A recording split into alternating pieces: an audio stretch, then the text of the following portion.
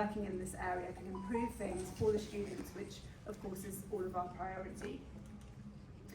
When we do research in this region, so we've done a research which was focusing on transnational education in Egypt, Qatar and UAE, we also think about students all the way through that. So when we're thinking about all the different aspects of transnational education, we're thinking about that from the perspective of students as well as from the universities and from the government side. So how are students experiencing things? What kind of opportunities do they have? Academic, non-academic opportunities?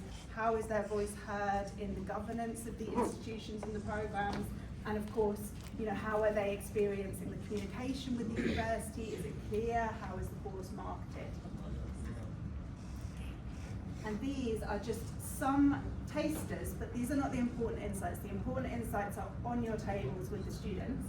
So these were just some things that have come through when we have previously done research with students and alumni, what they say about their programs.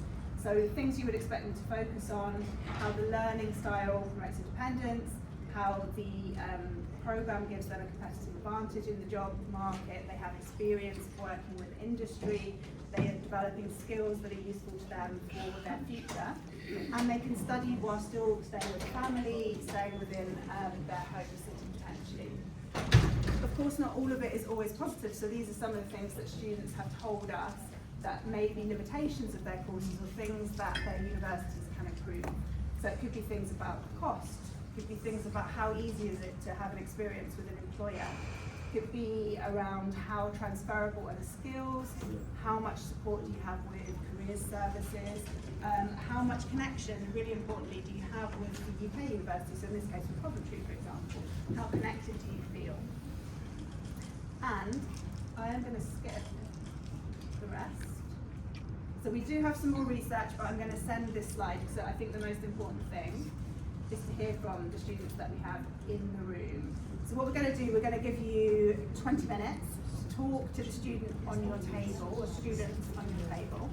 These are just suggested questions. So these are questions you could use. So thinking about why the students have chosen this program, what personal circumstances have informed their decisions, what skills are they learning, how are they experiencing that, how are they using those skills, how are they finding the actual classroom experience being with their teachers and their lecturers. So these are some examples.